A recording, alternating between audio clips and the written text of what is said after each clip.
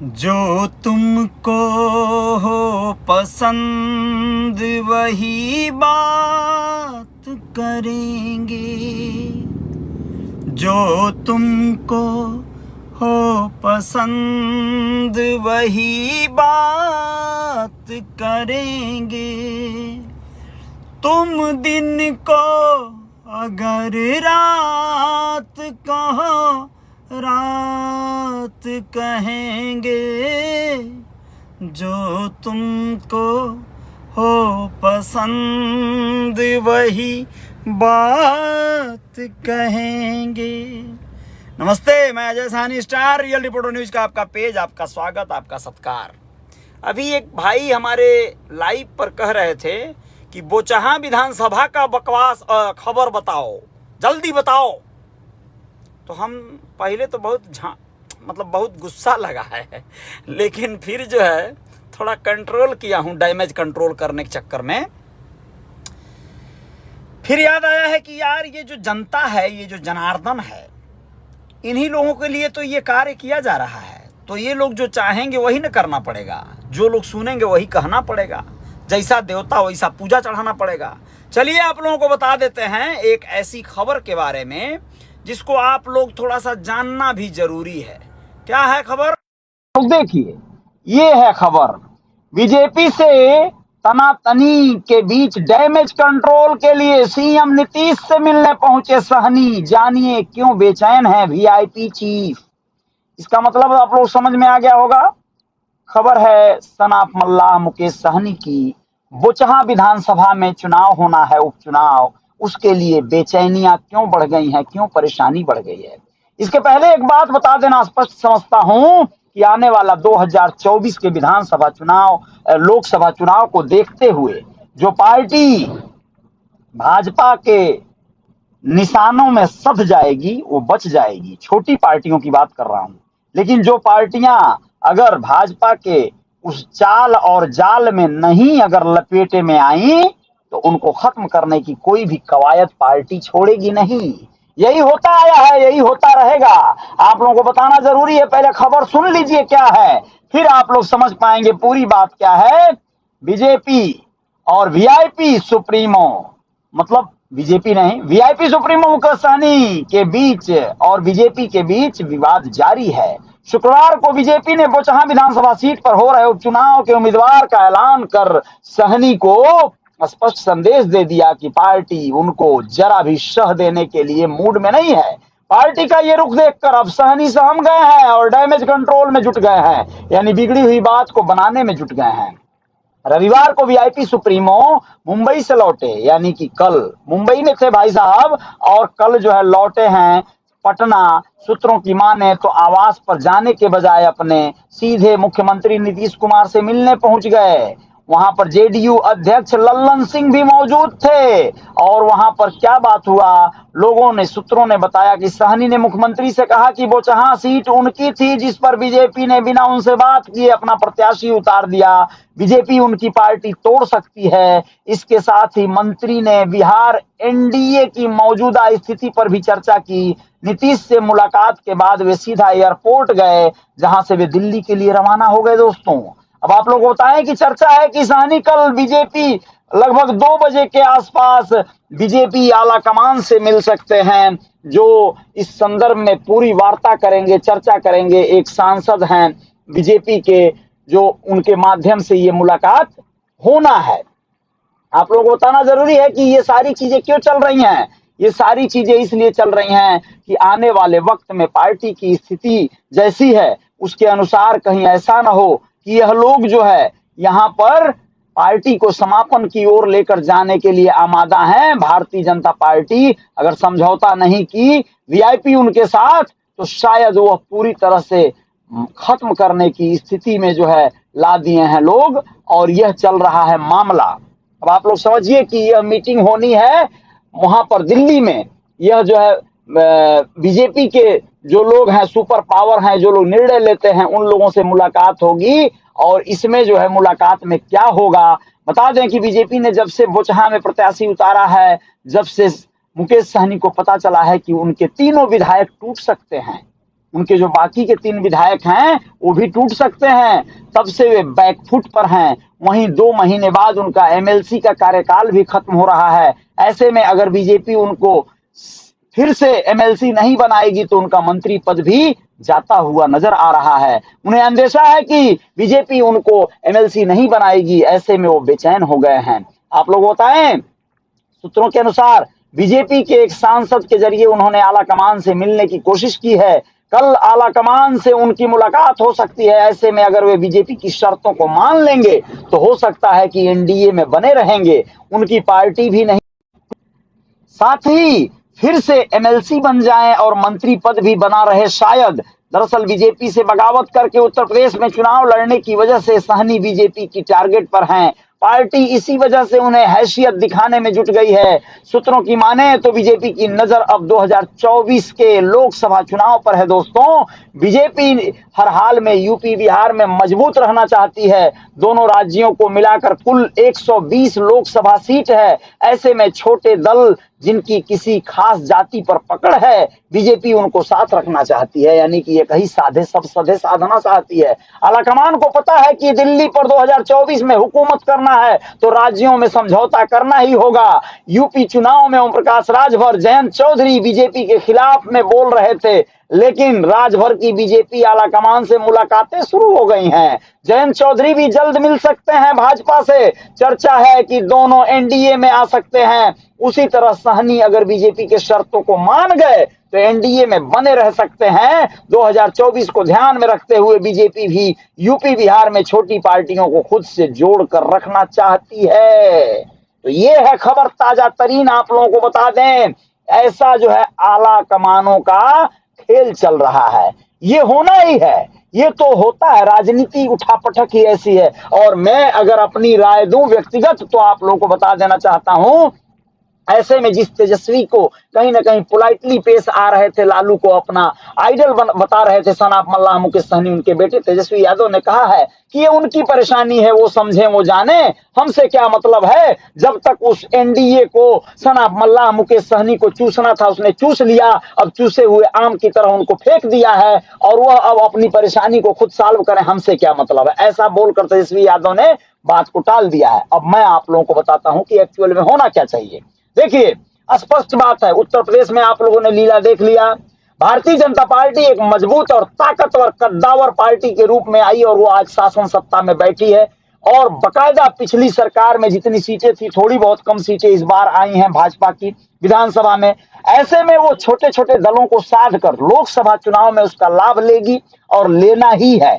ऐसे में ओम प्रकाश राजभर जैसे लोग जो शासन सत्ता में चले तो गए थे, लेकिन रिसिया कर जो है वापस फिर बैकफुट पर चले गए।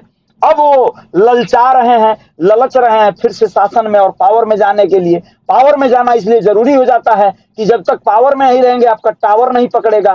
टावर नहीं पकड़ेगा तो आप कुछ कर ही नहीं पाएंगे, कुछ उखाड़ ही नहीं पाएंगे। वैसे आप लोगों को बता देना बहुत जरूरी है कि जितने छोटे छोटे नेता बेकलाए हैं भाजपा में जाकर अपने आप को पावर में लाने के लिए, वो पावर में जाकर छोटे मोटे ही काम करवा पाएंगे। बाकी असली पावर तो योगी आदित्यनाथ अपने हाथों में ही रखते हैं।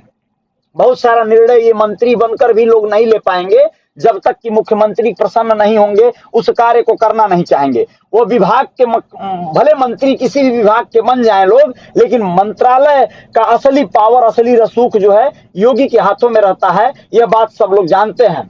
अब आप लोगों को बताना चाहूंगा कि ऐसे में इन लोगों को बस सुरक्षित रहना है। अगर जो लोग, राजनीति चूंकि एक ऐसा दलदल है जिसमें पैर डाल दिए तो पैर हो गया गंदा। अब जो है आप दूसरा धंधा करने में बड़ा परेशान रहेंगे। आपको बचाना है अपने आप को, तो आपको ऐसे मजबूत लोगों के संरक्षण में रहना होगा, नहीं तो आप भक्षण के शिकार हो जाएंगे। कुल मिलाजुलाकर एक तो आप छोटी पार्टी हैं, ऊपर से जातिगत राजनीति करते हैं। आपके जाति का बेस वोट आपके साथ है, लेकिन जब तक दूसरा विशेष वोट आपके साथ नहीं मिलेगा, ज्यादा वोट दूसरों का नहीं मिलेगा, तब तक आप आ नहीं पाएंगे पावर में। समाजवादी पार्टी को देख लीजिए, यादव वोट या पिछड़े वर्ग का वोट एक बड़ा बैंक है उसका, लेकिन जब तक अल्पसंख्यक वोट को बहुत बड़ी संख्या में वो बटोरता नहीं, तब तक वो शासन सत्ता में आता नहीं। इस वजह से इस बार का देखिए, जितने लगभग अल्पसंख्यक जो वोटर थे या अल्पसंख्यक टिकट थे, वो ज्यादातर निकल गए हैं, विधानसभा में जीत गए हैं, लेकिन बाकी लोग हार गए हैं। क्योंकि जो दूसरा जो आबादी था वोटरों का, पिछड़ियों का या जिन लोगों का भी, वो कट के निकल के छट के आ गया भाजपा की तरफ। मैं आप लोगों को स्पष्ट कर देना चाहता हूं कि सनाफ मल्लाह, मुकेश सहनी को अभी निर्णय क्या लेना चाहिए? भाजपा की हर शर्त को मान लेना चाहिए, चाहे वो आरक्षण दे चाहे न दे, वो चाहे जैसे गरिया उरिया के रखे चाहे रखे जैसे भी रखे, लेकिन चुपचाप भैया उसके साथ आप हाथ मिला दीजिए, नमस्ते प्रणाम करके किसी तरह लगे रहिए, नहीं तो हालत हो जाएगी खस्ता। और ये जो वीआईपी का अपना जो रुतबा चल रहा है ये खत्म हो जाएगा, क्योंकि आप अकेले संघर्ष कर नहीं पाएंगे, आपको कई छह मामलों में लपेट कर जेल उल भिजवा देंगे सब, और आप हो जाएंगे पस्त, आपको कर देंगे सब परेशान। आप समझ गए बात?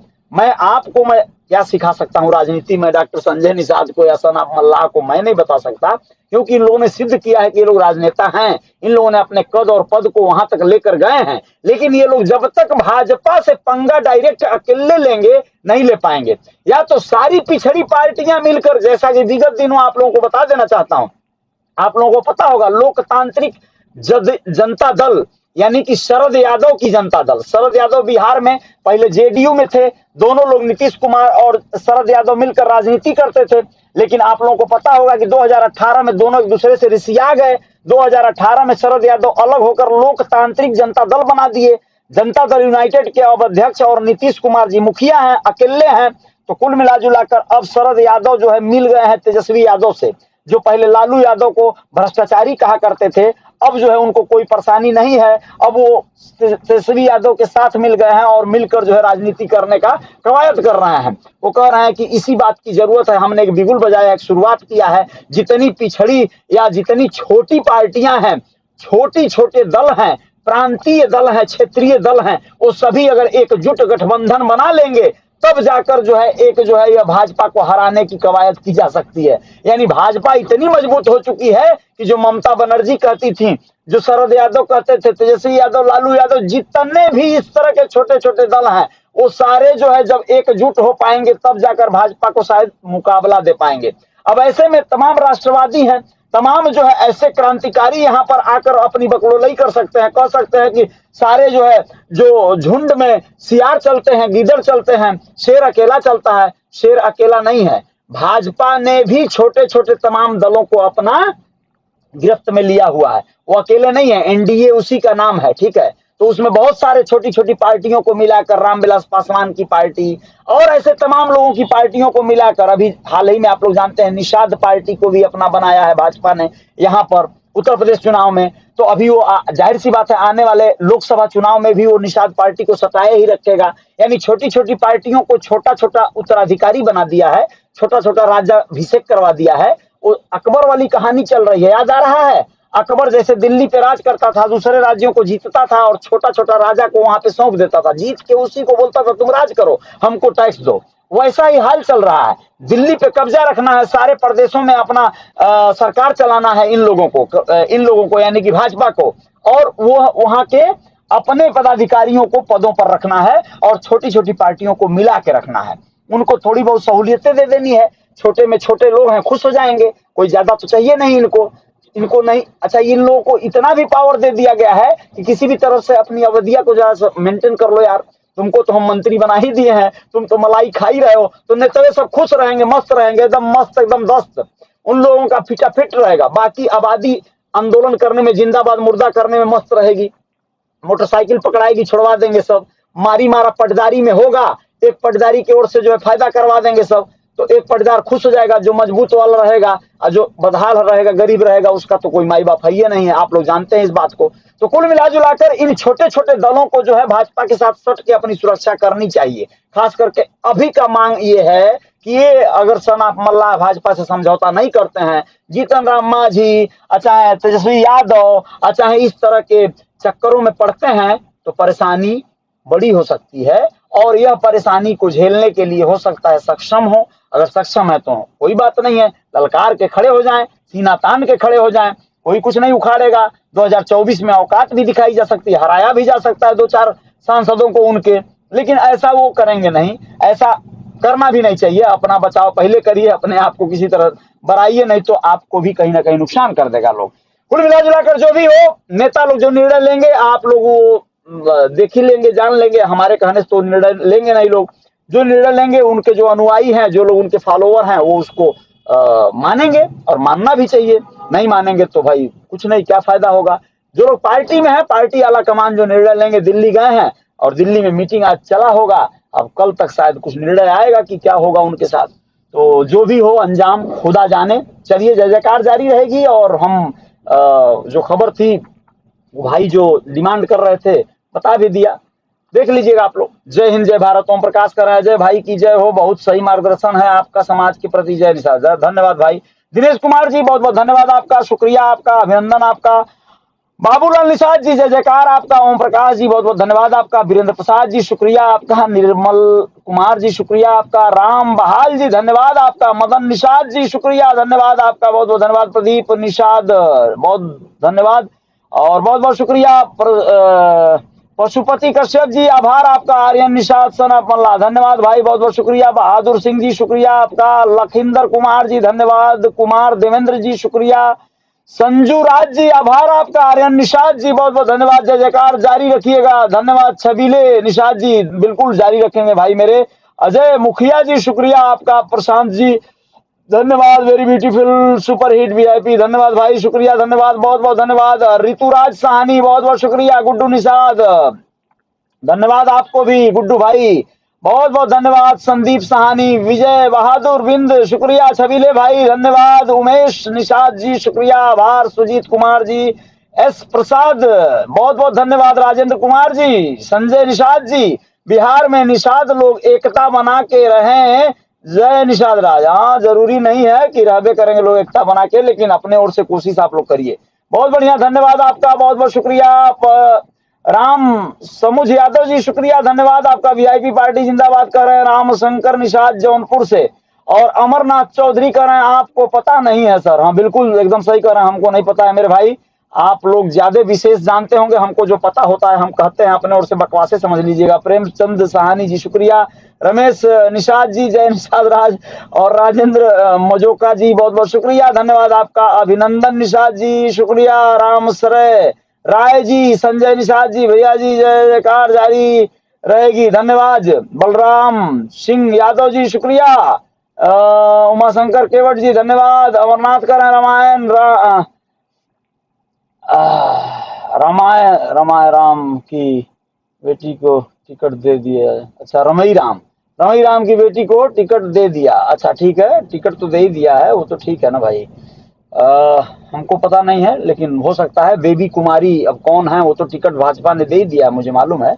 दे दिया है तो भी हो सकता है, कुछ गणित बैठा सकता है। टिकट देके काटा नहीं जाता है क्या? ऐसा भी हो सकता है, रमई राम की बेटी की टिकट दे दिया, ठीक है, चलिए ठीक है। राम प्रताप सहानी जी शुक्रिया, वो तो हम पहले ही बता चुके थे, कल ही के परसों के खबर में हम बता दिए हैं कि बेबी कुमारी को टिकट मिल गया है भाजपा का। नगेंद्र निषाद जी शुक्रिया आपका। भीम सहानी धन्यवाद आपका। डॉक्टर संगीता कुमारी को वीआईपी पार्टी ने टिकट दे दिया है, अच्छा ठीक है। अमरनाथ चौधरी जी आप कह रहे हैं, अच्छा ठीक है, चलिए हो सकता है दे दिया हो। संगीता कुमारी को वीआईपी ने टिकट दिया तो अच्छी बात है। जनार्दन प्रजापति जी शुक्रिया, धन्यवाद आपका। और एम जय अर्जुन जी शुक्रिया आपका। जगदीश निषाद धन्यवाद। पप्पू कुमार धन्यवाद। संतोष चौहान जी शुक्रिया। नीरज मल्लाह जी धन्यवाद। रूपेश चौहान धन्यवाद आपका। नरसिंह वान जी शुक्रिया। अजय भाई, संजय निषाद जी धन्यवाद। विजय कश्यप, अमरनाथ चौधरी जय वीआईपी धन्यवाद। संतोष साहनी, चलिए ठीक है। जिन लोगों को बातें मेरी गलत लगी हो, मैं क्षमा प्रार्थी हूँ। अगर मैं कुछ गलती बोल गया हूँ तो मैं माफी मांगता हूँ। अमरजीत कुमार जी या संतोष साहनी जी, जो भी लोग हैं, सभी लोगों से क्षमा प्रार्थी हूँ। अगर मेरी खबर गलत लग गई होगी तो भाई क्षमा चाहता हूँ। विकासशील इंसान पार्टी कुमार करण जी शुक्रिया, धन्यवाद आपका। और बहुत बहुत धन्यवाद सभी मित्रों का, धन्यवाद, आभार। धीरज वैष्णव जी शुक्रिया आपका। संजय निषाद जी धन्यवाद आपका। और एच नाथ निषाद जी शुक्रिया आपका प्रभु। कुमार करण जी शुक्रिया, धन्यवाद आपका सभी लोगों का। कन्हैया लाल जी धन्यवाद। रंजय सहानी, संजय निषाद, कन्हैया लाल, जी हाँ, यदुवंशी, अजय कुमार, एकलव्य राम सिंह जी शुक्रिया। सुनील कुमार जी धन्यवाद। सभी मित्रों का धन्यवाद, आभार। जय जयकार जारी रहेगा।